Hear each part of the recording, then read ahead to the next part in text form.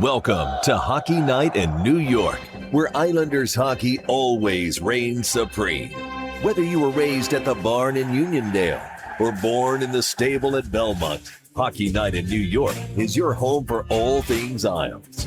Now, let's drop the puck and get this party started.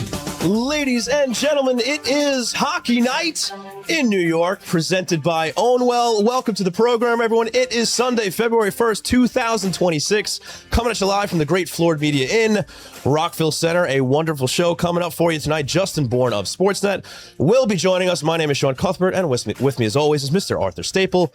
Arthur, how are you? I'm great. Got my boots on. I was climbing some snowbanks to get in here. Yes. What a trip. Yes, trials and tribulations, but we are here, and there's been some trials and tribulations for the New York Islanders as well. We will get into that, but thank you so much for joining us. Before we get started, I want to remind you all about our wonderful sponsors, starting with Ownwell. Yes, that's right. We are now presented by Ownwell. Easy, low cost, effective. Reduce your property taxes at ownwell.com. That is OWNWELL.com/HNINY. We're also proud to be sponsored by Razor, Kniff, and Launstein, attorneys at law, ready to fight for you. Check them out at razorandkniff.com. That is RAISERANDKENNIFF.com for a free consultation. And folks, if you're hanging out with us live in the chat and you want to get your questions in for Questions Brewing, just type in Questions Brewing followed by your question, and we will get to it later on in the show. So moving on, Arthur, we were at this only a few days ago, so not a lot of games to talk about, but there were two. We were in the house at the Borelli's Tap Room in Long Beach. We finally get a win under our belts. The Islanders beat the Rangers, not as swimmingly as they did the night before. This was more of a 2-1 squeaker, but they got the job done. Yeah, that was boring. That was kind of a clunker of a game. Yes, and perhaps if the Rangers had any semblance of a real NHL lineup, obviously they were sitting Artemi Panarin again, still missing Igor Shesterkin, still missing Adam Fox, not having won a lot of games in their last month or two, since they, at least the last few weeks since they raised the white flag and put out another letter. But yeah, like you said, 2 points is 2 points, regulation win. Couple of interesting goals there in the second period. Carson Soucy, man, maybe Jonathan Quick was like, I owe you one, buddy. Maybe. Let that hilarious one sneak in, and then Matthew Schaefer, as always, getting it done over there at MSG. Held on in the third period. Really wasn't a whole lot of pressure, I don't feel like, in that game either on Ilya Sorokin. So it was just, you just pick him up, put him down. 2 more points. You had the phantom call on a Pullock that led to the Zibanejad goal there on the power play. I mean, the guy just fell by the boards, like arms up, penalty called. You see it every now and then. Thankfully, it didn't have any consequence on the end of the game, but you hate to see it. And a little abusive official from Tony D. Well, we've talked about Tony a lot, and we do know that he does tend to run his mouth sometimes to his detriment on occasion, to everybody else's entertainment, I believe, in the locker room. He's he's a very popular guy wherever he's been. He does love to talk. He loves to talk hockey. And whatever he said, I don't think he seemed to acknowledge that he said what he said. And maybe he's got, maybe that's a reputation call where the ref, maybe he said something to the ref before and somebody says something and he thinks it's Tony. Right. Yeah, that was a tough one. And, I imagine that the officials in that game maybe were tired of hearing it from whoever the Islanders were talking about. So. Okay. All right, fair enough. So 2-1 win. They sweep the series against the Rangers. The first time they win all games in regulation. Yeah, how about that? I like it. It's kind of a reverse of last year. Right. And, I understand that people were kind of saying like, well, the Rangers sweeping the Islanders last year led to the ping pong balls falling the way that they did. Right. And this year, maybe the Islanders would contribute to the Rangers getting the first overall pick. The Rangers are doing plenty on their own to try to get that first overall pick. Trust me. So, and I would imagine, without knowing too much about the top prospects, other than what I've read a little bit, I don't think there's a Matthew Schaefer at the top of this draft. So this was the right way to order for the Islanders and the Rangers. Well, as we discussed the other night at Borelli's with Little Ed, I mean, whoever the Rangers draft in the first round anyway is probably going to bust out, so it doesn't really matter. Yeah, it doesn't seem like it doesn't. The fact that there's a lot of defensemen and a couple of forwards that are not centers, and center seems to be the position the Rangers always manage to miss when they get that first or second overall pick, whether it was Alexis Lafreniere, Capo Caco. And usually when you draft a defenseman, it takes a few years for them, even if it's the first overall pick, takes a few years for them to really seize hold of a top spot. And the Islanders, it's just a reminder that This kid Matthew Schaefer, such a unicorn. Even if he doesn't take a huge step forward again next season, just what he's done this year is incredible. Yeah, no doubt. And now moving on to last night. Do we have to? Unfortunately, we do. We got to cover the good and the bad and the in between. That's true. So we're on the bad now. We are. Last night was bad. I was in the building, and it started off great. They look good. 2-0 lead. Barzell, Schaefer get some nice goals there. You think they're just going to coast the rest of the way? The place was bumping, too. The place was it was full, which was nice, and it was bumping. And that's the thing. Like, everybody was ready to party. Yeah. After those 2 goals went up, I was like, all right, this is going to be a good Saturday night. Unfortunately, so were the players. Yeah. They decided not to do any of the things that they'd done to get themselves the lead after that. It did not take long for things to get messy after they went up 2-0. You get the power play goal from Forsberg. He gets another one later on. You got Roman Josi gets the winner, obviously, late in the third, 1:14 to go. Heartbreaker, but the truth is the Islanders were far from deserving any points in that game, regardless of the 2-0 lead in the beginning. I mean, they were just basically begging the Predators to take that game. And it's funny, I was readying up a tweet. If they had gotten to overtime, I would have been like, thank your deity, whoever it is, for that 1 point, and laugh at them if they get the second one. Yeah. Because they had no business taking points out of that game. Yeah, it was a funny confluence of events too. Obviously, the goalie interference call takes the potential go-ahead goal off the board in the third period for D'Angelo. A challenge by Patrick Roy. We were just talking about it with the boys before we started here. I still don't understand that one. And I understand people on Twitter quoting me the letter of the law and saying that's clearly not goalie interference. And I was like, I get it. Right. But you are not putting a goal on the board once it's already off. There's no chance. I remember, I think it was Thomas Hickey that said it, or Cal Clutterbuck on the broadcast.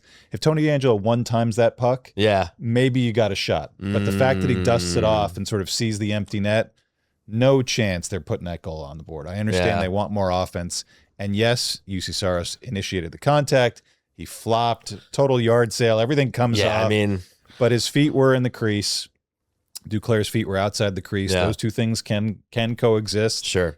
I just think once the ref makes that call, and honestly, if they'd let the goal go in and Nashville challenged, I think it would have stood. I don't think they would have called goalie interference to take a goal off the board. It was just one of those, it was 50.1 or 49.9, and then whatever the call on the ice was seemed like it was going to stand. So having said that, the call I really didn't like by the officials was the matching minors at the end of the regulation to make it 4-on-4. It shouldn't cause the Islanders to lose that game, but totally unnecessary stuff from Francois Saint-Laurent, who was arguing with Patrick Roy all night. And then kind of a pretty bad mix-up at the top there.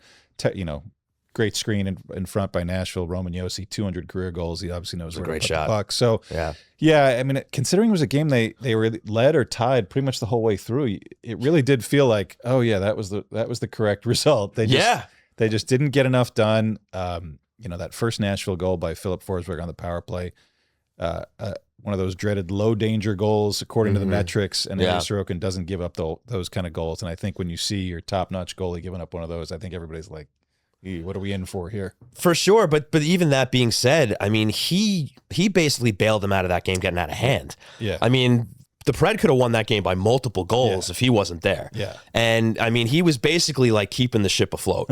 And he kept it as long as they could, and unfortunately it got to the very end and he couldn't get it done. But I don't know what happened to those guys after they went up with that lead. I mean, they kind of just disappeared. Not only disappeared, but like just the mental errors too. Like a lot of irresponsibility with the puck. I was getting on Barzell about it. I was getting on Mayfield about it. Just irresponsible, careless plays with the puck. Basically putting it out to the front of the net. It didn't burn Mayfield the first time, but then it burned Barzell later, and they ended up scoring. I think that might have been one of the Forsberg goals. Yeah. But either way, they just kind of lost their minds. Yeah. Yeah, it was just really not a crisp game, and they played in the 3-game winning streak earlier in the week. The first two against the Flyers and the Rangers were really good games, right? And they're probably two of their best this season, where they played really complete. Defensively, they were really strong. They were good in front of David Riddick in the game at the UBS against the Rangers. They were really good with Ilya Sorokin in that down in Philly. They weren't in that mode that they've been in a lot of the season, where they're really relying on Sorokin to make some big saves and giving up too many good chances. But this Nashville game, I think, I looked it up. The high danger chances were 12-11 for Nashville, which the fact that the Islanders had 11 was a bit of a surprise for me to look up because Nashville seemed to have the puck the whole night. I mean, I had 23 shots in the second period. It just seemed like, you'd look down from the screen and look up, and they're just like circling around. It looked like a drill in practice. So, I thought Adam Pelech had a really rough night. A lot of arguing with the officials too.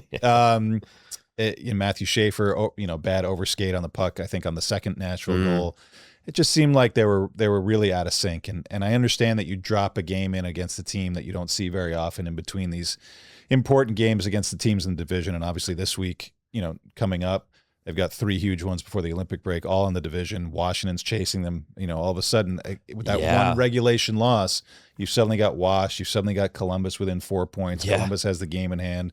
They're chasing Pittsburgh. They've got them the next night, after they see Washington. We'll talk about it and what's on tap. But right. And then the Devils. But, you have these games that you need to get up for, and you have this one dropped in there against a Western Conference team. It's a bit of a trap game, but they should have come out with a much better effort, because even 10% more of what they normally do, and they win that game. Well, that's the strange thing. They came out with a good effort for like the first 6 minutes. And they're like, all right, we're good. That was enough. We're going to coast through this one for the rest, and they paid for it. Yeah, very unfortunate. I guess if you're taking any like shred of solace out of it, I mean, if there was going to be a game in this lead up to the Olympic break, this is probably the one you give the 2 points up to the West team, right? Yeah. Because these games coming up now, they got to bank as many as they can. Huge games, as you said. We'll talk about on what's on tap. But just a shame, because they were in the driver's seat there for a little while. The crowd was moving, and probably would have been a party at Belmont Hall at the end of that night if things had went their way. But unfortunately, a bad loss. Real quick, before we get to your anthem, an extra game or two now since we last spoke. But how do you like the new guys? How are they shaping up? I think kind of as advertised. I think everybody was a little bit hyped in those first 2 Ranger games. Obviously, 2-point game for Andre Palat in his first game as an Islander. Nothing the last couple of games, but nothing really to say kind of like, what is it with this guy? I think he's just a pro. He fits in really well. I think he understands the situation. He's not there to be a dynamic scorer. He had a bunch of good scoring chances in the first period. He did last night. Mm-hmm. So, I think you'd like to see him convert 1 or 2 of those and keep the momentum going. Nice. But, and as far as Carson Soucy goes, I think, again, as advertised, he got the kind of the lucky goal at the Garden. Pretty steady. Made a great play on that ridiculous curl in front by Mayfield in the first period last night, where he sold out to keep that one from too much danger. But not, he was out there on the 4-on-4 late. I think he maybe got a little bit caught in the wash there. Maybe could have made a better play. I think everybody on the ice could have made a better play on that goal. So, third pair left defenseman, that's what you want to see. Just a steady guy. I understand that him and Mayfield, not going to be the most dynamic pair. Right. And I think Mayfield, we've seen, he's been here for a decade, so we've seen the good and the bad for sure with him. Right. And I think we saw some bad last night. We did. He usually recovers with a little bit better performance the next time out. So, I think it's 2 professional guys, and that's really, they didn't give up a lot. Mm-hmm. It's good to see both of them get on the board there and kind of, feel welcomed, and it's a good room, and I think they're good guys to be able to fit into it. So we'll see where it goes this week, and then Palat's off to the Olympics. Right. Carson Soucy's off to wherever, hopefully someplace warm, although he's got a newborn baby at home, so maybe just sitting at home. So yeah, I think it's interesting to kind of then you have that run of some practice time too to really get acclimated, because I don't think they've barely had any of that so far. Right. Fair enough.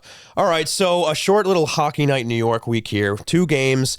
What do you got for the anthem? Give us some music. Well, all of these bands that I've been throwing out there, going back and forth from 70s, 80s, all the way today. And this eclectic one, hot off the presses, a brand new record by a great band called Joyce Manor.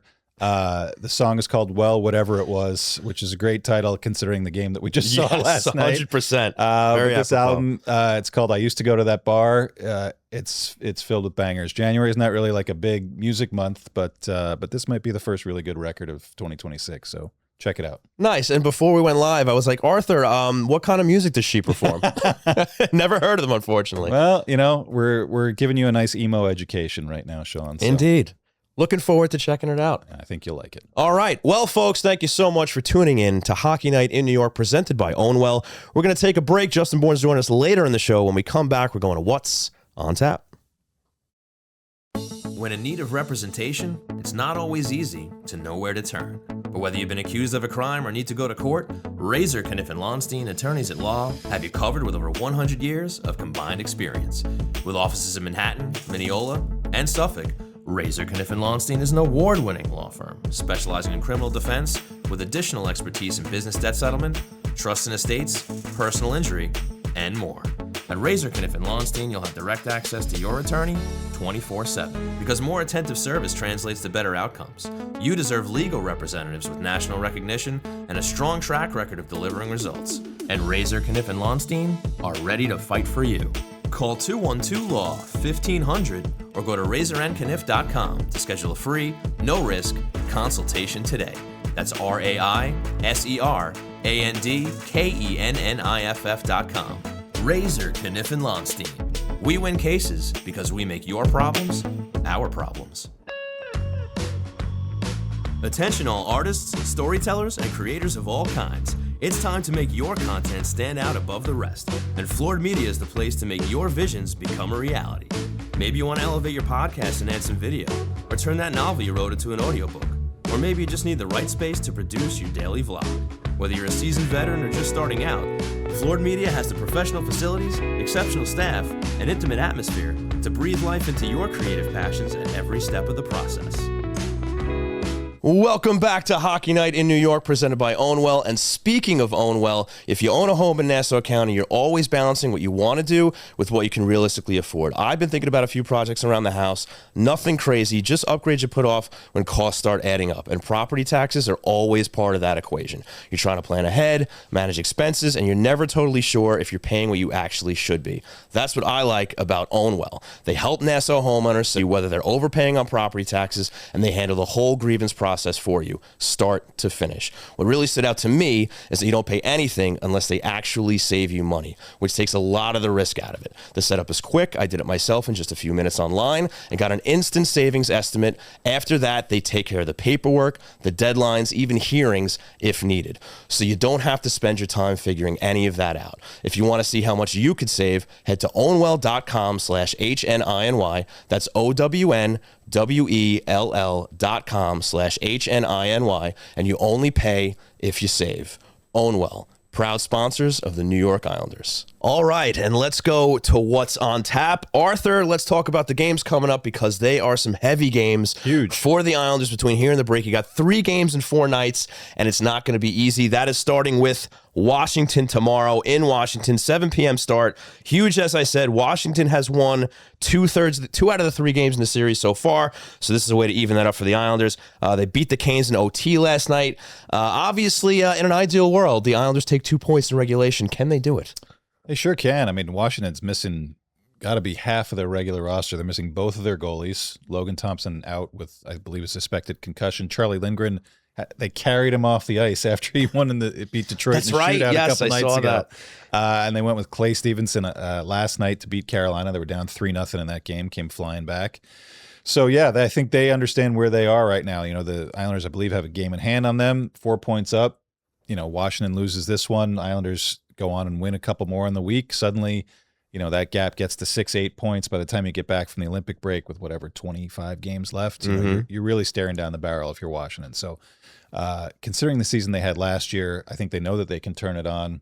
They need to be able to turn it on no matter who's missing from their lineup.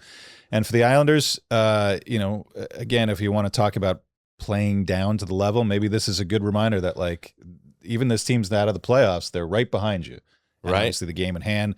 Columbus has been really red hot. I know they're not playing them, but 5-6 in a row. Yep. And Columbus is jumping up, and Columbus does have a game in hand on the Islanders. So can't afford to get out of any of these 3 games this week with 0 points. Even if you take them all to overtime, you know, the Islanders are sitting in that spot where you get the second point. Doesn't matter if it's regulation, OT, shootout. You just got to keep putting the points on the board. So hopefully the message gets through that last night was unacceptable, especially this time of year, and especially in these divisional games. Start out like you did last night, but just make sure you stay present. Exactly. After it doesn't that. even have to be 2-0. Just play well. Perform play well. The whole 60. Perform hockey well. When they've done that, they've come out okay. So absolutely. All right, moving on to the next big one. Tuesday the 3rd, back home, 7:30 against the Pens. That's a TNT broadcast game. They've won their last 6. They're red hot. The usual suspects there obviously doing well. Carlson's having himself a season. Mantis having himself a season.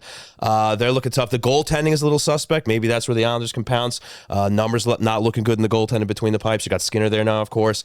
And again, like if you want to catch these guys and maybe have a shot at home ice, got to win this game. Yeah, I mean, the Penguins have really surprised me, from start to finish this season. They were definitely a team I thought wouldn't be any good, wouldn't be even sniffing the playoff race, even with the Metro being kind of in a down year. But great job by Dan Muse, who I covered for a couple of years when he was Peter Laviolette's assistant with the Rangers, guy who's had future head coach written all over him.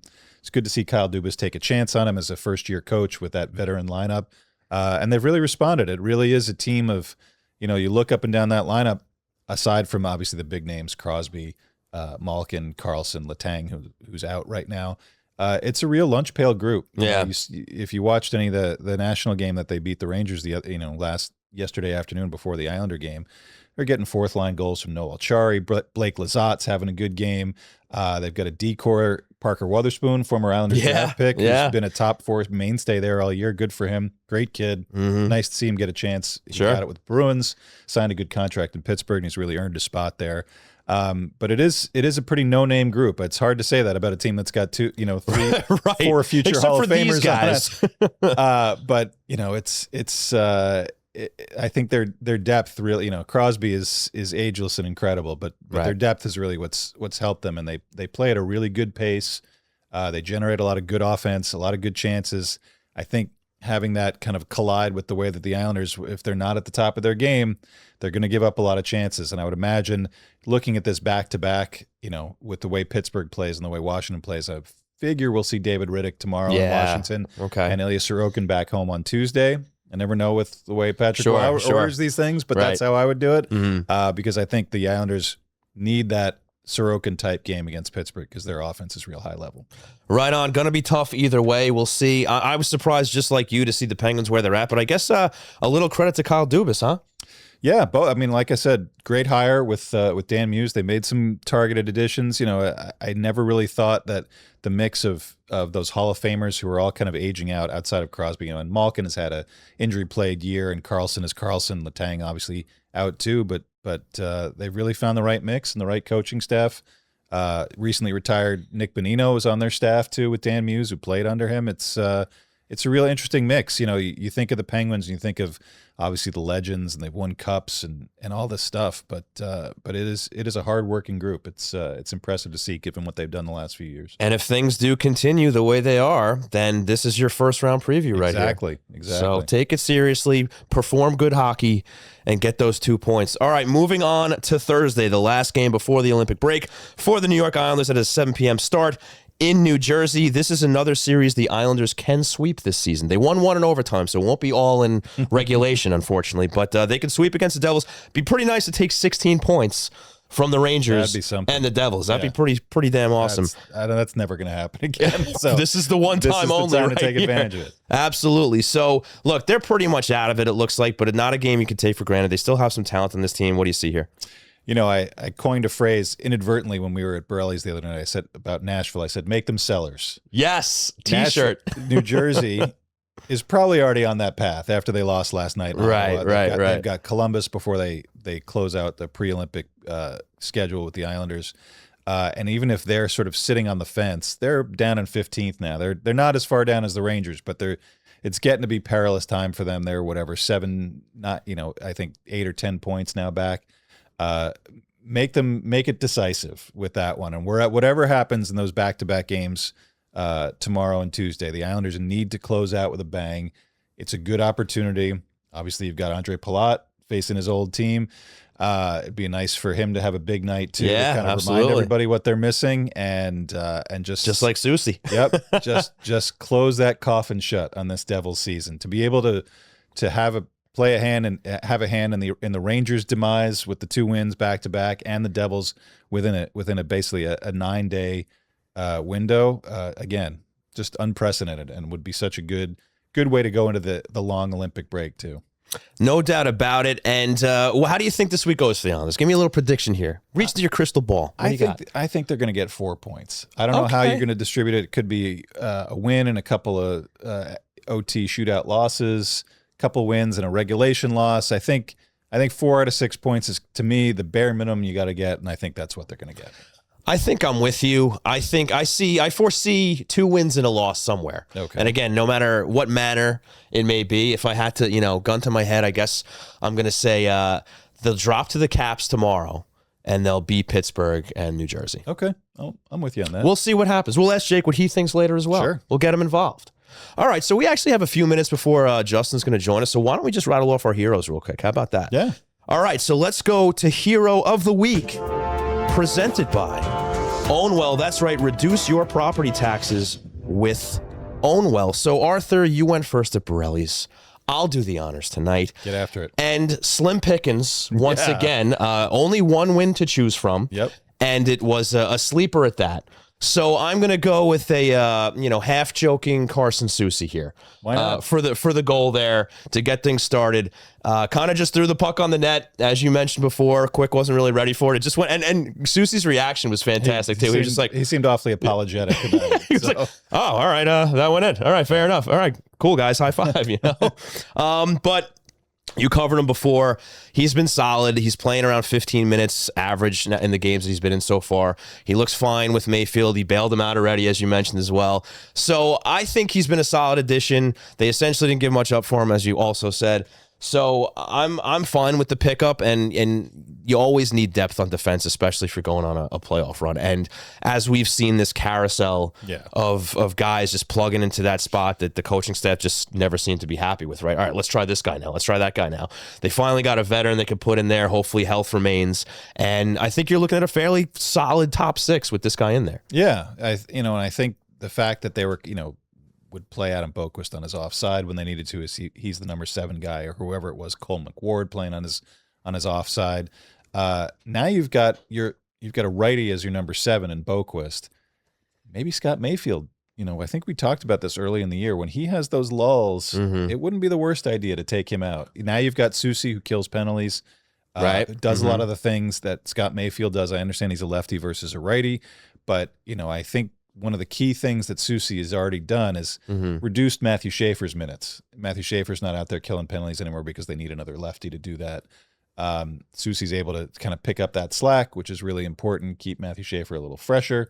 And I think now you put it in a situation where if you do need to get Adam Boquist in a game, not the worst idea for Scott Mayfield to sit a game here and there. Yeah, I'm with you. I don't mind that at all. And I mean, listen, because of the up and downs of Scott Mayfield, as you've noted, if he's having a rough to go at it, sure. Yeah. Give him a seat in the press box. See what happens.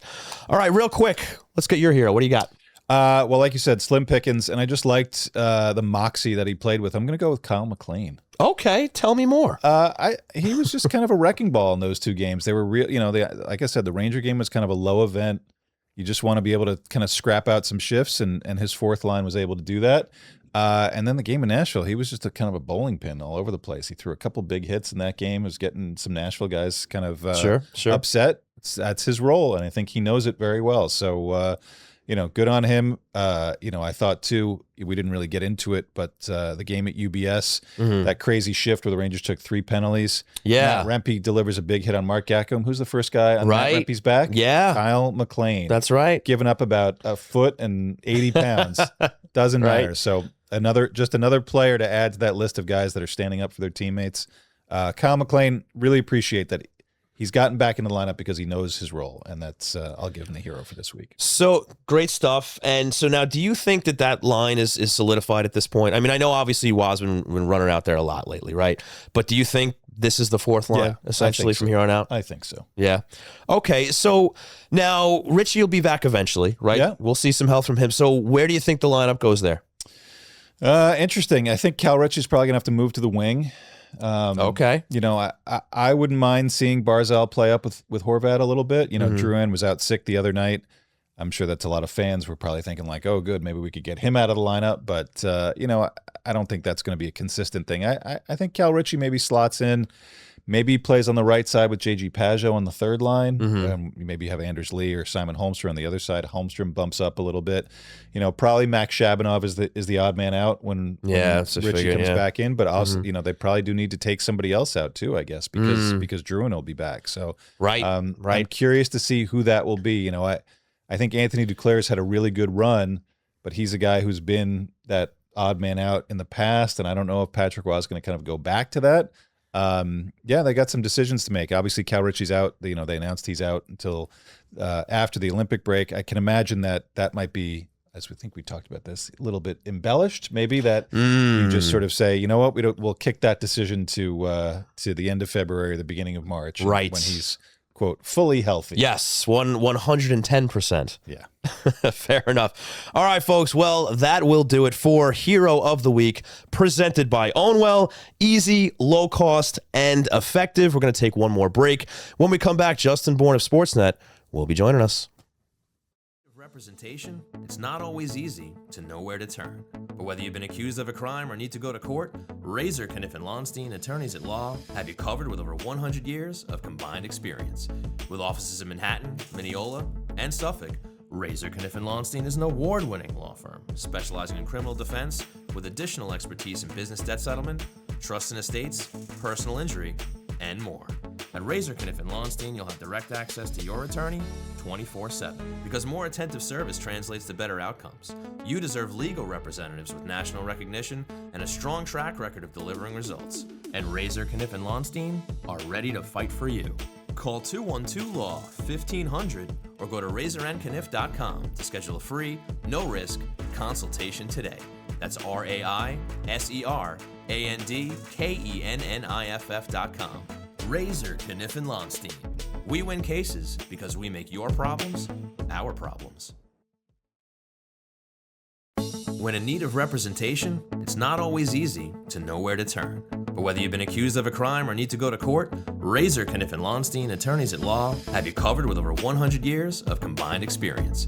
With offices in Manhattan, Mineola, and Suffolk, Razor, Kniffen, Lonstein is an award-winning law firm specializing in criminal defense with additional expertise in business debt settlement, trust and estates, personal injury, and more. At Razor, Kniffen, Lonstein, you'll have direct access to your attorney 24/7. Because more attentive service translates to better outcomes. You deserve legal representatives with national recognition and a strong track record of delivering results. And Razor, Kniffen, Lonstein are ready to fight for you. Call 212-LAW-1500 or go to razorandkniff.com to schedule a free, no-risk consultation today. That's RAISERANDKENNIFF.com. Razor, Kniffen, Lonstein. We win cases because we make your problems our problems. Attention all artists, storytellers, and creators of all kinds. It's time to make your content stand out above the rest, and Floored Media is the place to make your visions become a reality. Maybe you want to elevate your podcast and add some video, or turn that novel you wrote into an audiobook. Or maybe you just need the right space to produce your daily vlog. Whether you're a seasoned veteran or just starting out, Floored Media has the professional facilities, exceptional staff, and intimate atmosphere to breathe life into your creative passions at every step of the process. Hope you enjoyed the ads. Now let's get back to Hockey Night in New York. That's right, folks. Let's get back to Hockey Night in New York, presented by Ownwell. While we wait for Justin Bourne of Sportsnet to join us, we're going to start talking to our pal Jake over here. I believe he has a poll or a trivia question for us. What do you got there, Yeah, pal? so I put a poll in the YouTube chat, and I asked, would you trade for Panarin, Stamkos, or neither? And I said, would you not do it for protecting assets, or would you not do it because you'd rather them go for some depth pieces? Okay. Arthur, how do you feel about that? It's a two-parter. If I had to choose between those two guys, I would probably go for Panarin just because you're not. Okay. I mean, I know he wants to sign an extension wherever he gets traded, and that's that's his preference.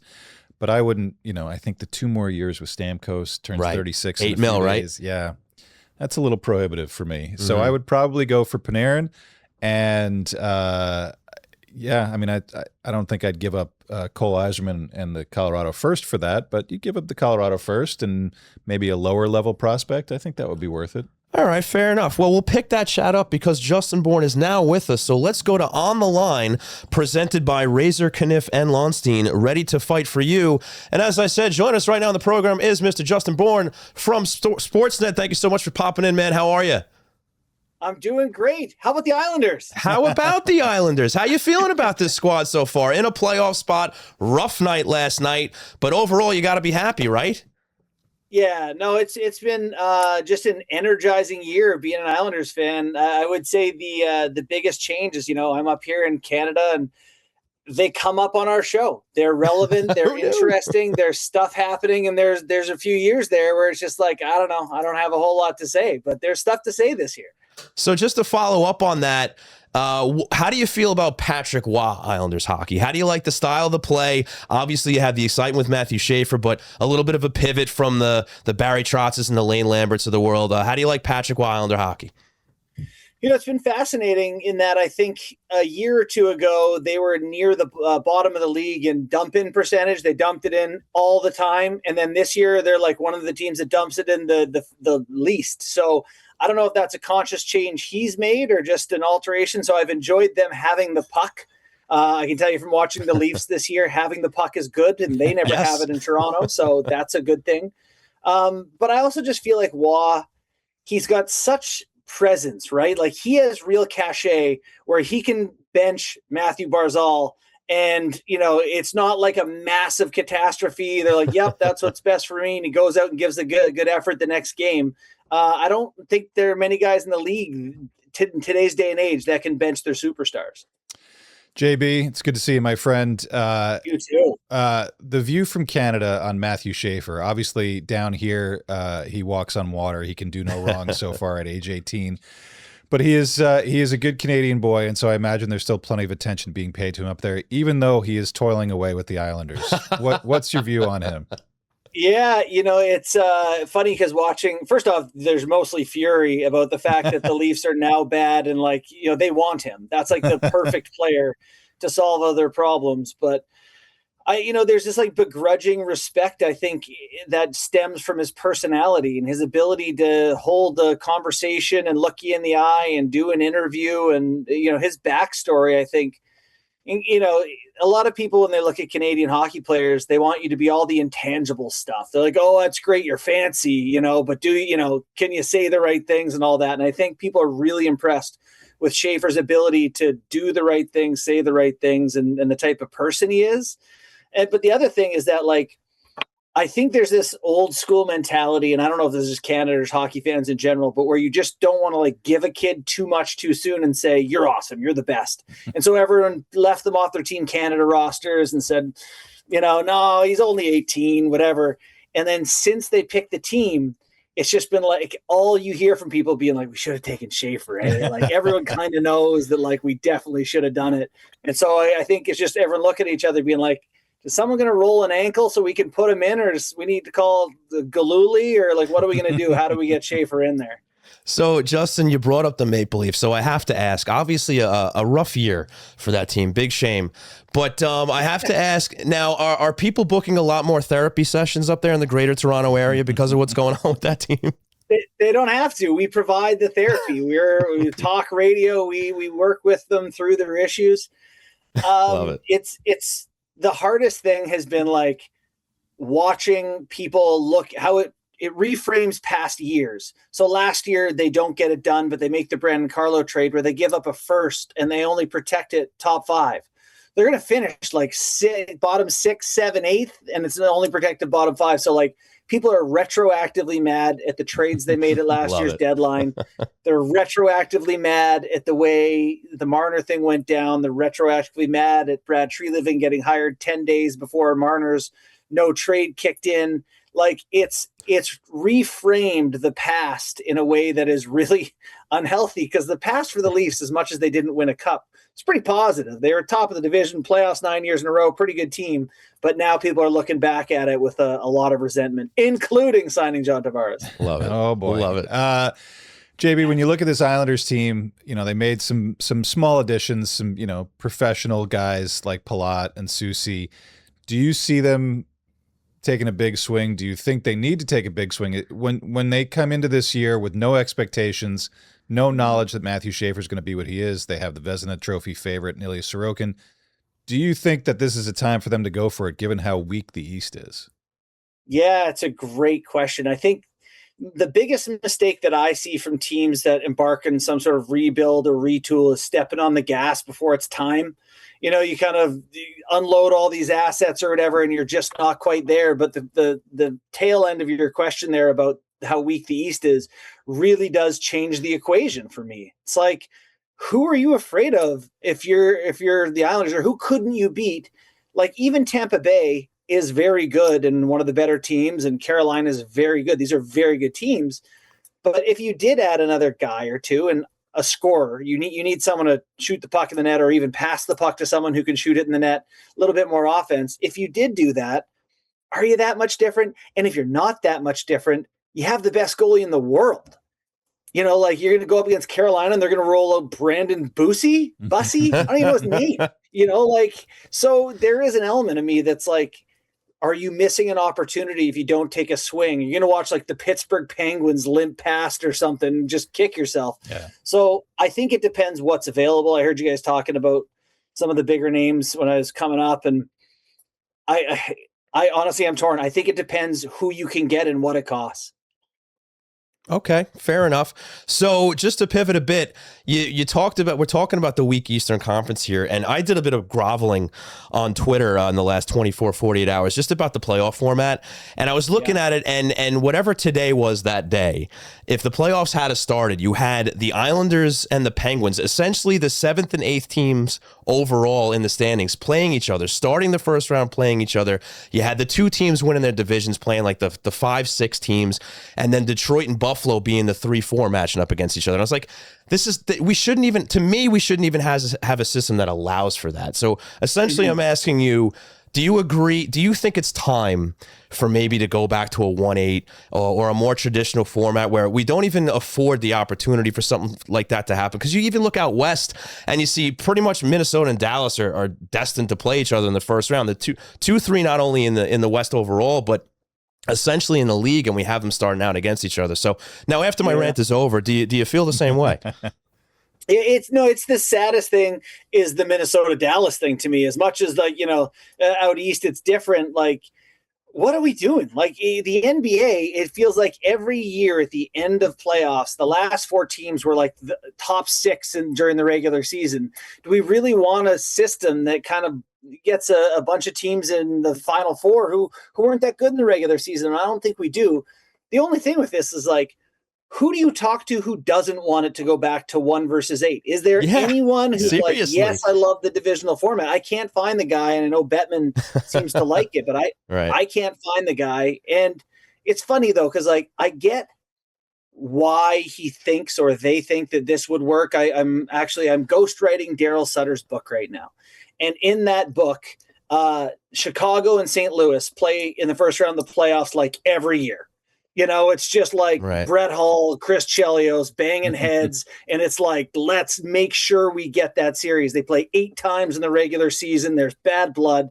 It's like, you play these guys in your own division 4 times now over 82. Like, you're playing everyone that much. So there's not really any rivalry. There's no incentive to keep it divisional in round 1. Right. I know they like their Enterprise Rent-A-Car playoff brackets for everybody to do. But I mean, are we really going to die on that hill for just a nonsense playoff format?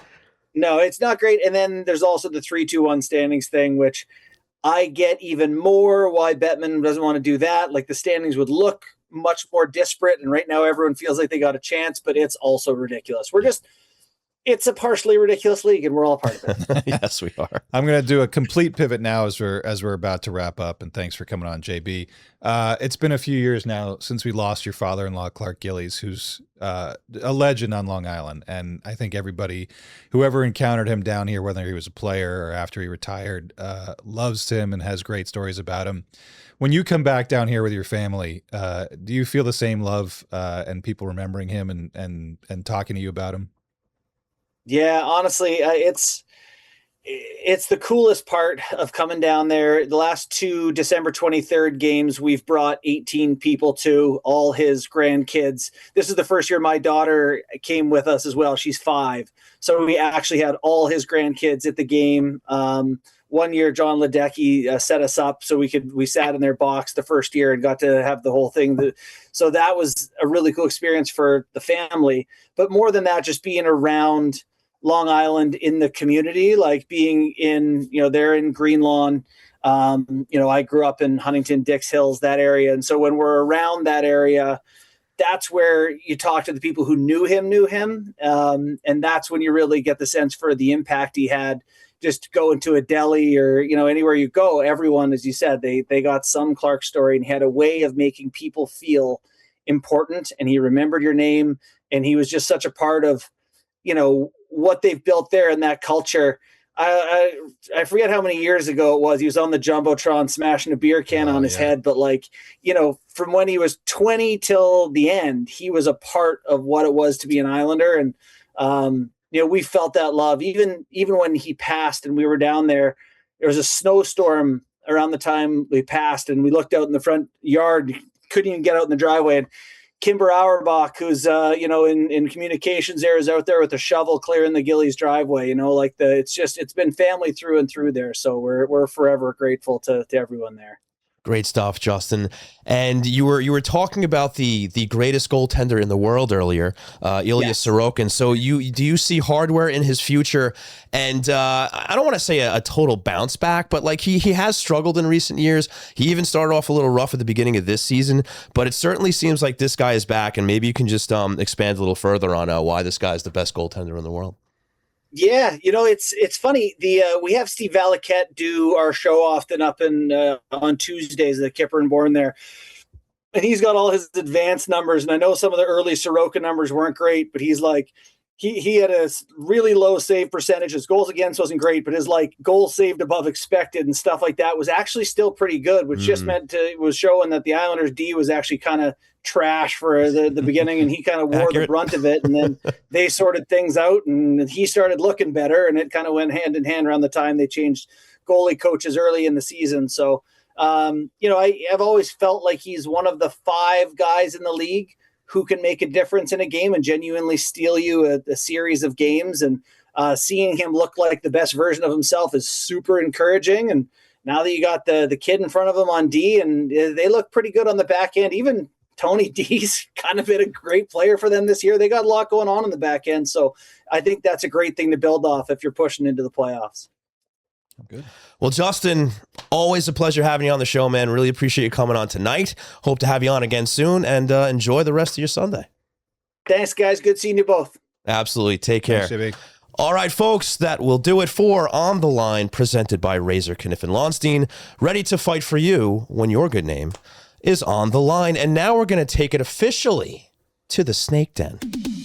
Welcome to the Snake Den with Jake the Snake Redonis. Yes, I'll say it again, the best theme song in the history of hockey podcasts.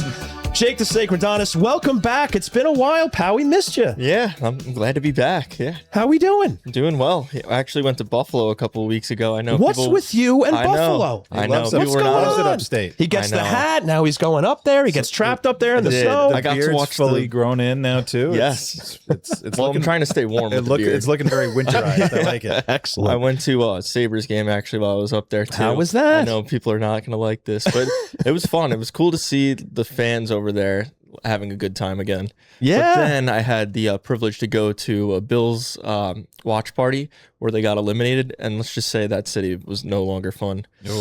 Yeah. Tough. Yeah, we said it earlier in the year. Tough to be a sports fan up in Buffalo. Yeah. The city of champions. The city of champions of what exactly? Now your hat says New York or nowhere. Is that a certain team, or where's this coming from? Yeah, so it's a brand, but this one's specifically for the Mets. They did a line for the Rangers and the Yankees as well. Hopefully one day they do the Islanders. I don't see why not. Okay. They already got the blue and orange, so they should. Okay, maybe that'll be a Long Island or nowhere. Absolutely. A little more specific. I think, yeah. I think you should pitch that to them. Maybe I will. Marketing genius. Yes. All right, so let's see what you got here in the system, around the boards. What do you got? Yeah, we're going to keep it in the system today. Okay. I thought we'd highlight two guys playing over in the OHL.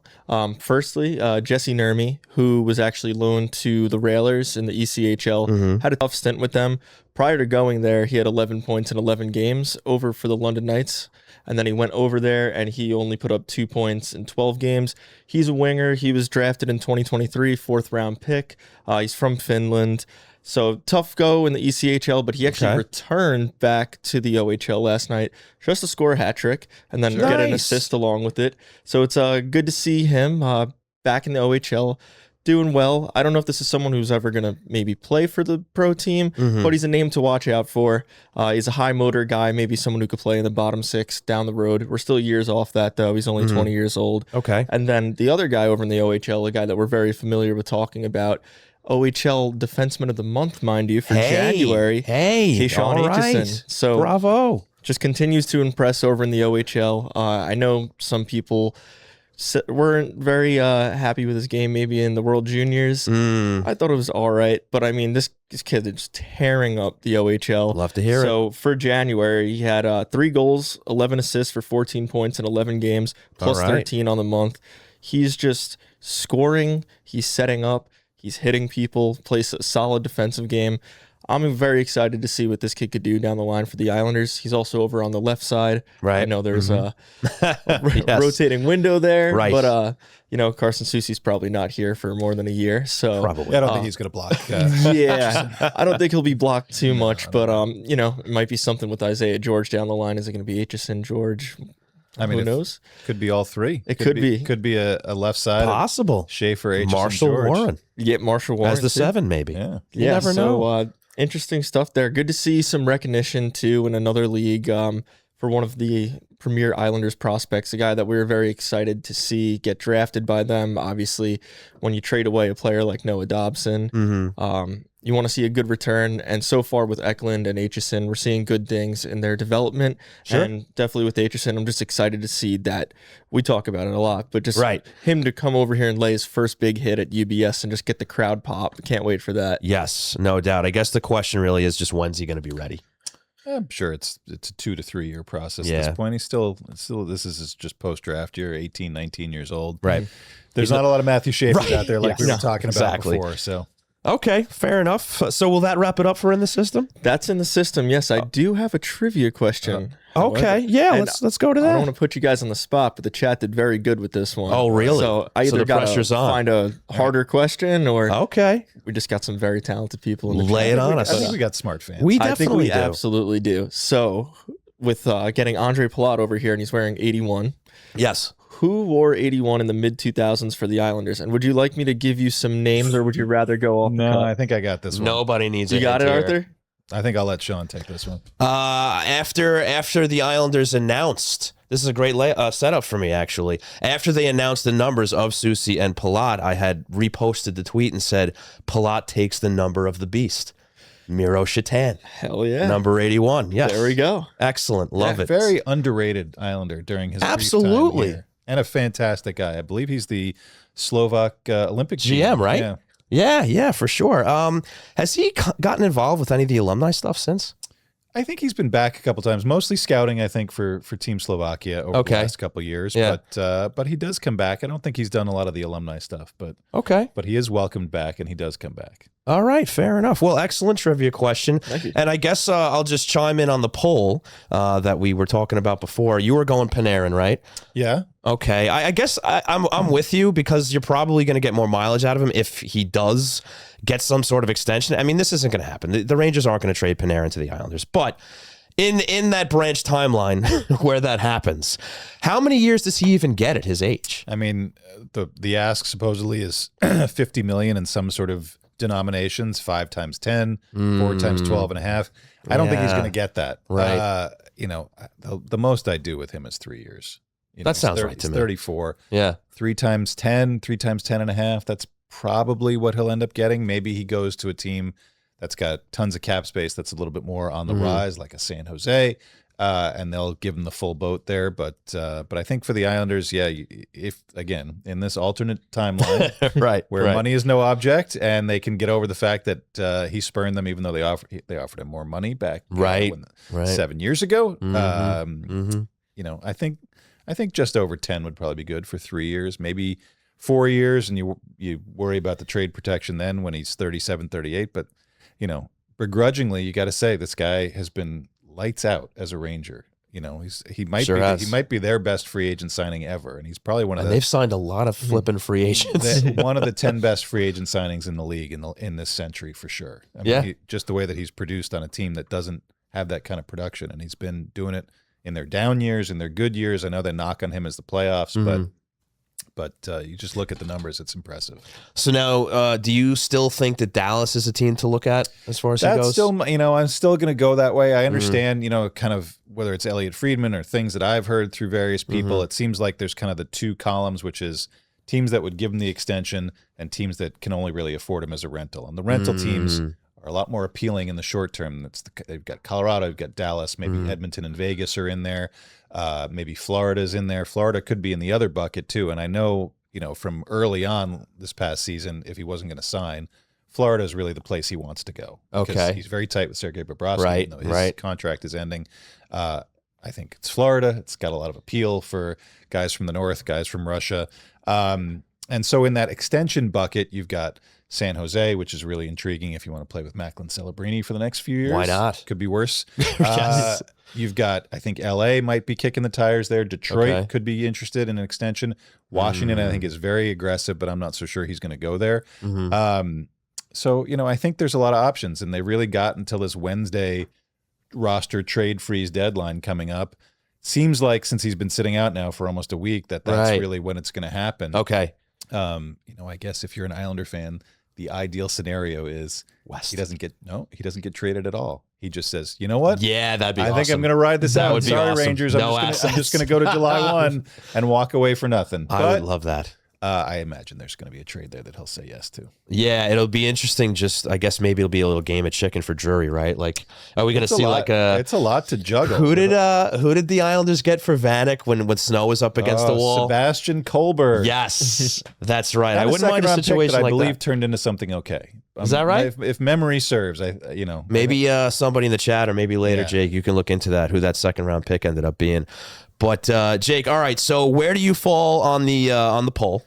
Yeah, I think I agree with Arthur and you on this one. That He's I would the have smartest to man in the room, lean. so it makes sense. Yeah, I'd have to lean Panarin here. It's that extra year for Stamkos. We talked about that earlier. 2 years. So that's just too much for an aging forward like that. I like them going for depth pieces, though. I mean, I saw a post the other day. It might have been like Bleacher Report or somebody talking about the best trades with teams who won cups, and it's all depth signings. It's not the guys who go for the home runs. You look at the Rangers a couple of years ago. They traded for Patrick Kane and Tarasenko. It didn't work out. Not at all. You look at those Lightning teams, which Darsh was a part of.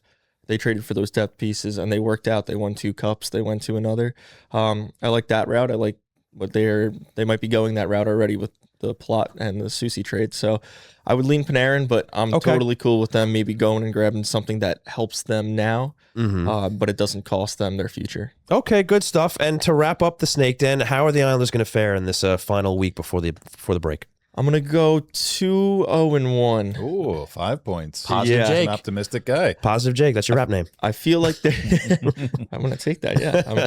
I'll go with, I think they lose in overtime tomorrow to the Caps, but I think they come back strong. They know they're up against the Penguins. They're chasing them in the standings. They'd probably like to host the Penguins rather than go to Pittsburgh for more games. Yeah. So I'll say that's a win there. And then the Devils, I think, let's do it. Let's take out the Tri-State for this year. Sellers. Make them sellers. I love it. We got to get somebody on those T-shirts real quick. But Jake, great stuff in the den, man. Glad you're back. Thank you. And we're going to move along. That's it for the Snake Den. So now I'm going to tell you all about Isles Fix. Islanders Country, get your daily fix of Isles news, highlights, and analysis by subscribing to Isles Fix, the Monday through Friday Islanders newsletter sent directly to your inbox. Sign up for free or become a paid subscriber for added benefits at ilesfix.substack.com. And now it's time to bring another buddy back to the program, Mr. Edzo. It's time for Questions Brewing. It's time for Questions Brewing. So go ahead, ask us a question. Yeah, welcome back, man. You've been gone for a little while too, buddy. It's been a skeleton crew the last couple of shows. It's been a skeleton crew. A lot of making me doing a lot of work. I know it's brutal. I'm sure it's brutal. It's been brutal. How you been?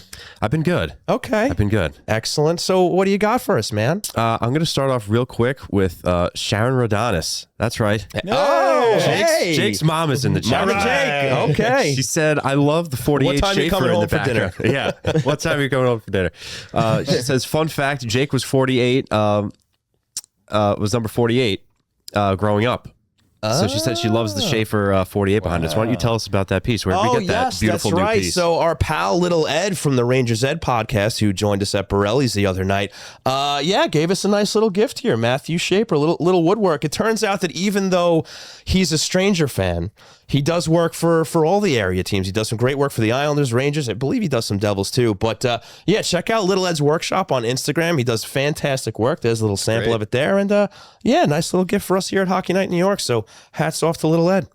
Yeah. All right. So we're going to go into NJ Beckman. He says, should we be concerned about our U.S. Olympic team? Is Sullivan a good coach? Two bad captains on the roster, JT Miller and Austin Matthews. Are we a medal contender? I mean, at the very least, they're a medal contender, despite so. the potentially questionable decisions that Mr. Bill Guerin has made. Because I know, you've pointed out the guys he's left off the roster, like Robertson and Caulfield, right? Guys are putting up goals, aplenty, and that's going to be the first thing everybody harkens back to if they don't medal, if they don't win gold, is why weren't these guys on the squad, right? So you really got to hope that he's not galaxy braining this. And the whole Herb Brooks mentality, the right guys, not the best guys, right? Yeah, I mean, I understand that you want guys to fill roles and go running back with essentially the same bottom six. Chris Kreider is left off. Tage Thompson comes in. Tage Thompson can be on my team any day. Yes. But Miller and Trocheck and Brock Nelson, although Brock Nelson is lighting it up this year and certainly deserves to go Miss you, back. Brock. You're not relying on those guys to score goals. You're relying on them to play a certain style. The problem for me is that if you've watched a few minutes of a Ranger game this year, JT Miller is not really playing that style. He's playing through injury. He's been playing through injury pretty much since the season started, even though he's wearing the C for them now. He's not really his usual agitating, high-skilled self. Vincent Trocheck has been fine for the Rangers, but he might be getting traded in the next week before they go to the Olympics. Yeah. I don't know if his new team's going to want him throwing his body around over there in Milan. So I'm curious to see how this is all going to work. They have a good team. There's some high-end guys. You hope that the Tkachuks are both healthy. Right.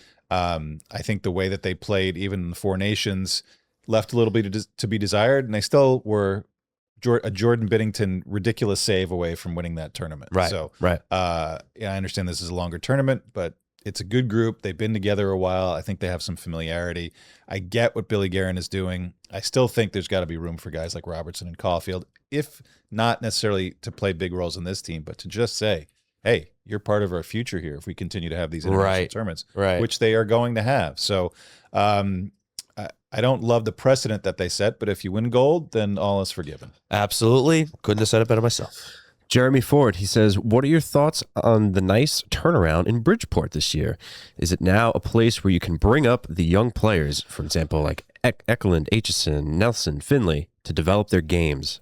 Well, long-term, the answer is no, because they're moving up to Hamilton, apparently, right? We haven't talked about this yet. We have not. Yes, there actually is a question about that. When is it going to be addressed? This is like the Islanders haven't addressed it, apparently. No. We can wrap this all in one question then. Yeah, I mean, Frank Saravalli, I believe he said it a while back, but it came up again, and he's confirming it, saying, this is happening. Right. They're going to play a TD Bank Arena or Center in Hamilton. I think it houses 18,000 fans. Yeah, I mean, they were talking about that place as a potential NHL spot not long ago. Right, the Blackberry dude, right? Right, that's right. He was trying to pull a team up there.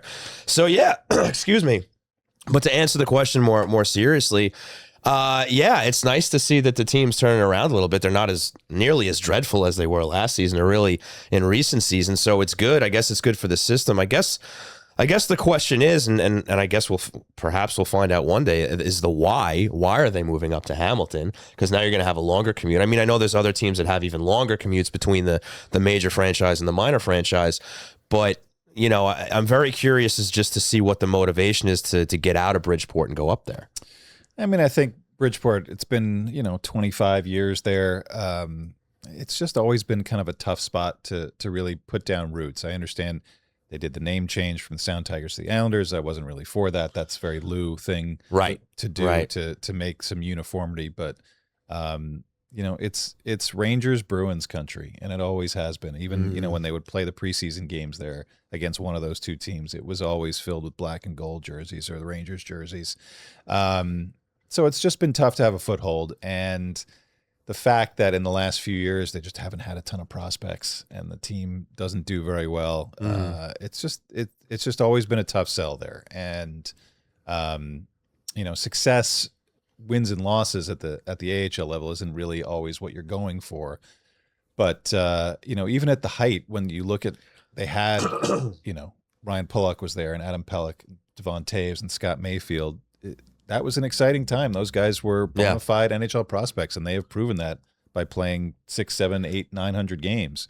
It's just, I just don't think the passion has been there with a big enough fan base. And now you're going to a place where hockey is king, and they've been trying to get, they had, I think they had Montreal's farm team there for a little bit before they moved to Laval. Bulldogs, right? Yep. They've had Ottawa's farm team there.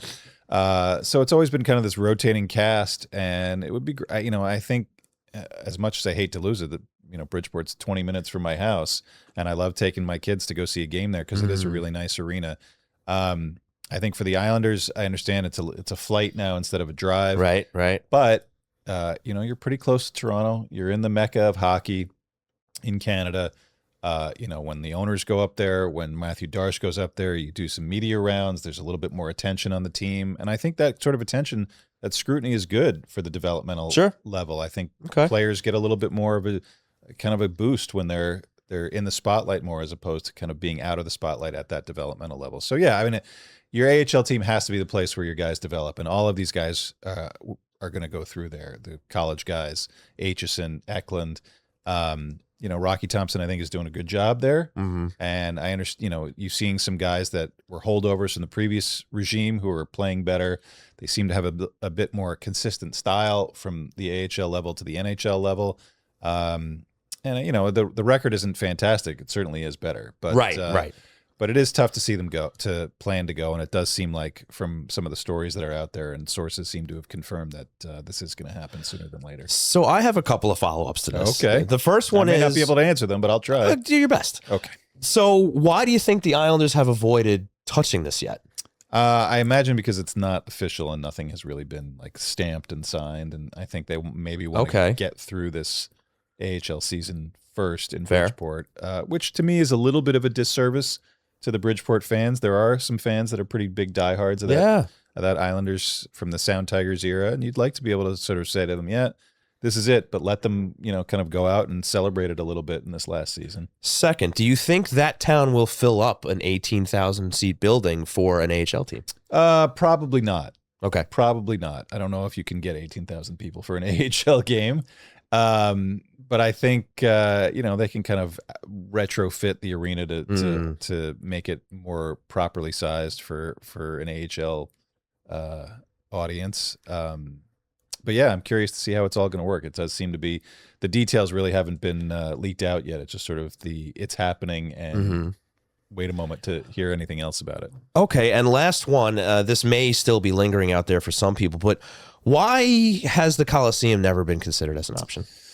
That's an excellent question. If it's open, is it still open? Is anybody going to that place? Maybe that's the problem, is that nobody knows if it's still open. I just think that's too much red tape and cost wise. Okay. Putting ice in there for whatever other events they have. It's just, I imagine all the headaches that we think of associated with the Coliseum in the last 20 or 30 years. Why would you do that to get 3 or 4? What would you call them? The Nassau Islanders? I don't know. But otherwise, it'd be the Long Island. Has anybody in this room been in that building in the last 3 years? No. No. What's going on over there? Monster Jam? I don't know. What's happening? Just parking spaces. Maybe the spaceship will just close up and fly away finally. That's right, the facade. Yes, the brand new building.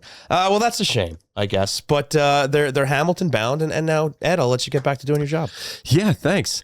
Chris from Long Island. He says, "Hey guys, if you were Darch, would you be interested in bringing back Lee or Pajot pending UFAs?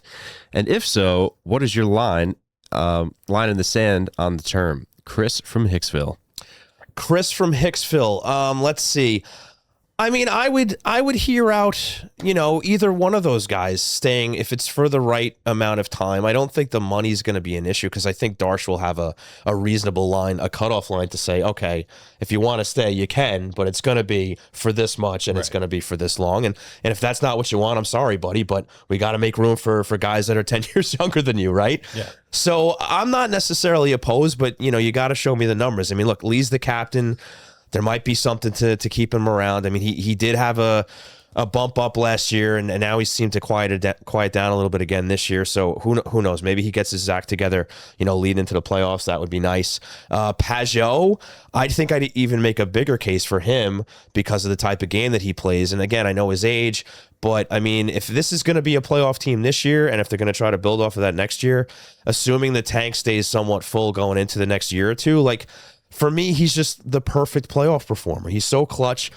He wins your faceoffs at all times. He plays the PK. He's a threat shorthanded. And I just feel like he's a guy, when you're going to sprinkle in some veterans into a team, because every championship team needs them, I think there's a case to be made for him as long as the price is right. Yeah, I think that's the key part is the price needs to be right. And I think he's going to be – there's really not going to be a lot of centers out there on July 1. So if you can lock him up for a couple years maybe, 2 times 5 or something like that, I don't think he would take that right now because I think the market could let him get 3, maybe even 4 years from a team that's sees him the way the Islanders see him, which is the perfect number 3 center. And I think as long as you're not relying on him to be a big scorer, which I'm sure a lot of teams are not, he does fill a lot of needs.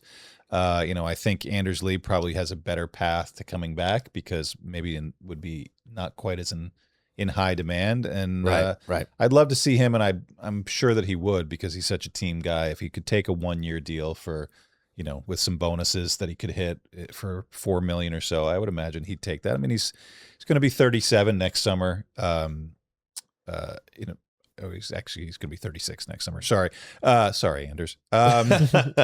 But he's got a lot of miles on him. The way that he plays. So I imagine that I don't know that he's looking to cash in a big ticket, free agent offer somewhere else. If he went to go year by year, I think I'd keep a place open on my team for him, given all he's done for this franchise. For sure. Ed, what do you got?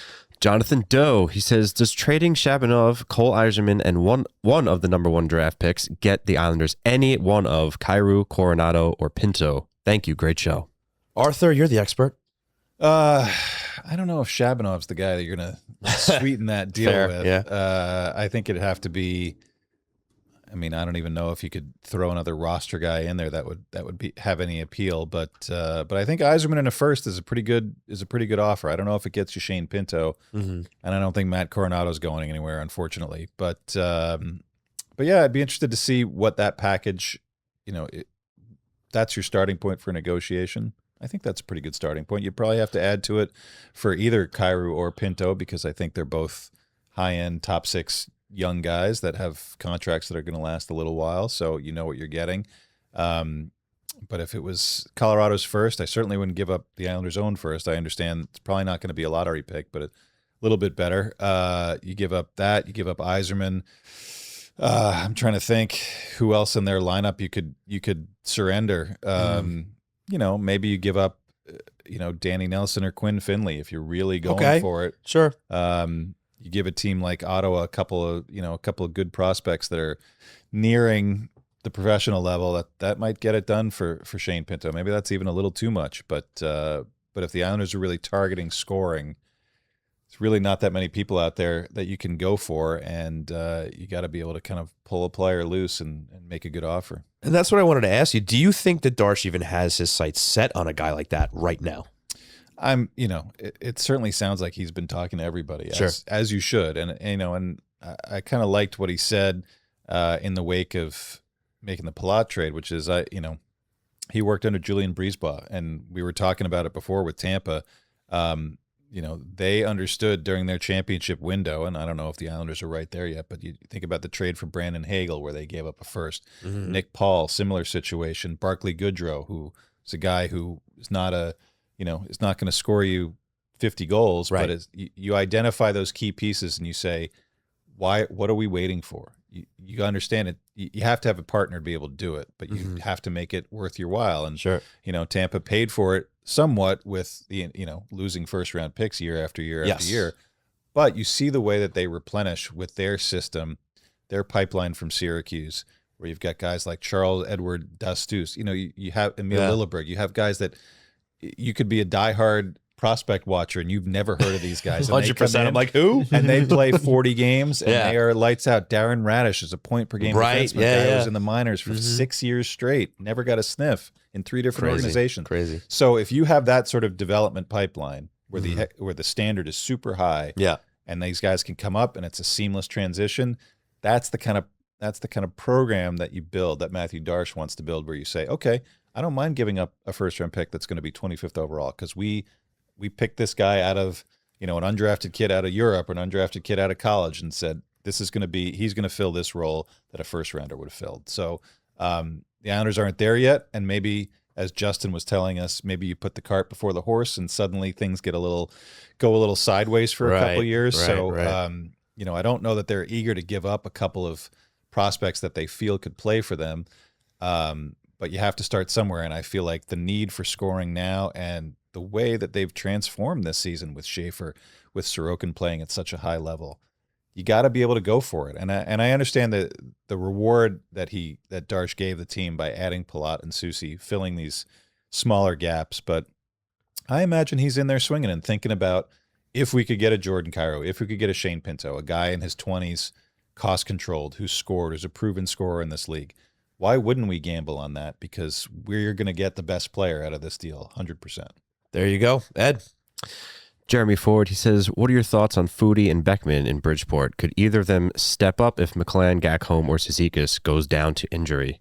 I have no idea. Do you know who these guys are? I've heard their names. I have no idea what they're doing, so I'm not going to pretend. What about Jake? Jake knows these guys. Talk to us about them. You're the system guy. Yeah. I mean, good answer. I mean, I don't know. It's okay really if you know. don't. It's okay if you don't. I don't know if those are the people to come up and do it. Yeah. Sure. I mean, I really like what they have in McLean, Gakholm, and Cizikas. I know Cizikas is someone who's probably not coming out there. Right. But I don't know. I just feel like when those three are on the ice together, that's the best fourth line that you're going to put out there. Granted, if one of them goes down, sure. Or maybe Maggio too. I'm with you. I don't think Foodie or Beckman are guys that you could plug into a fourth line. They're both guys that have gotten a little bit of taste of NHL time, but Beckman's more of a scorer. Foodie, I think, is kind of like more of like a third line, has some skill, has a little bit of speed. He's a center too, so like you said, you're not displacing Casey Cizikas from that line. So, you'd like to see them get a chance. I think they're both having okay seasons, but yeah, I think as far as the roles go, McLean and Gakholm seem to be filling that spot best. Ed, one more. I'm going to go to Jay Soldier. Not exactly a question. He was actually asking if you guys read the chat, but I forgot your comment on Stamkos earlier, but he says, sorry, Stamkos would be a tremendous mistake. Let's build our franchise around Matthew Schaefer. Stamkos isn't going to win us a series, and we're going to be stuck with his contract. So we know where he went on the poll. We definitely know where he went on the poll. Sure, that's fine. Like, I'm certainly not pumping the gears for Stamkos to come over. I would find it interesting. I think it'd be cool if he had 1 year left instead of 2. It would be so much more appealing. The other part too is he's got a full no move. Does he want to be an Islander? It's a fair question. For a long time, a lot of people didn't. That's true. Andre Palat waived his no move to come to the island. He did. He didn't really have a lot of options, I don't think. So maybe not. Stamkos might, and I'm curious to see where it goes with Nashville. Like, they won that game last night. Right. Stamkos didn't really do a whole lot in that game, but they've got a lot of high-priced guys on these sort of short-term deals that are sort of caught in between, and I don't know what Barry Trotz is going to do with that group. I kind of feel like when they were really down in the dumps a month ago, he could have sold them a lot of those guys for a decent haul. Sure. Now, as we're getting closer to the deadline, maybe they feel like they still got a shot. They're whatever, they're still a couple points out of the playoffs there. If the mandate is to make the playoffs, they could make it. The bottom of the West is pretty weak. That cut line around, whether it's Anaheim, San Jose, Seattle, even Edmonton's not really pulling away. So no, the only three teams that are guaranteed are those three at the top of the Central Division. So, that's the other part too about what Darsh is looking for is that, Islanders are good. Some teams are not so good. And they say like, oh, well, we could get this guy from them. Like, that's not how it works. These other teams have owners who want to make the playoffs too. And if they've got an even, a 5 or 10% chance, they're going to go for it and not sell any of their guys. So you're looking at the teams that are selling. There's not that many of them right now. And the teams that are out in the West, not very appealing group. So yeah, if you can find a guy and pry him loose from a team with a good offer, I think that's what you try to do. Well, we'll see how it all unfolds. That's going to do it for Questions Bruin, which means that's going to do it for the program. So hit that music, Edzo. We want to send a big thanks out to Justin Bourne of Sportsnet for joining us. Excellent spot from him. Lots of fun. And a big thanks to you guys for tuning in to Hockey Night in New York, presented by Ownwell. Appreciate all the live chats, all the questions, as always. Let's see. What else? Please rate, review, and subscribe to the show. That would be wonderful. We'd really appreciate that. Arthur Staple, where can we find you everywhere? Stape NHL on Twitter, Tri-State Hockey Podcast on Daily Faceoff, and of course, Here. Speaking of here, you can follow myself at Shawnee Hockey on Twitter and Blue Sky. You can follow the show on all social media platforms at Hockey Night NY. You can go to the website at HockeyNightNY.com. Jake the Snake Radonis, how about yourself? Follow me on Twitter or X, whatever you call it, at Jake Radonis, Radonis. There you have it. And also want to send a big thanks out to our sponsors. Brand new sponsor, Ownwell, now presenting the show, official sponsor of the New York Islanders. Reduce your property taxes at ownwell.com/HNINY. That is OWNWELL.com/HNINY. And a big thanks to Razor, Kniff, and Launstein, attorneys at law. Nobody likes going to court, but if you have to, call 212-LAW-1500 for a free consultation. So that's going to do it for us, for Arthur Staple, for Jake the Snake, for Edzo, and for Happy Sleepy Jay back there. We've been Hockey Night in New York. I've been Sean Cuthbert. We will see you next time.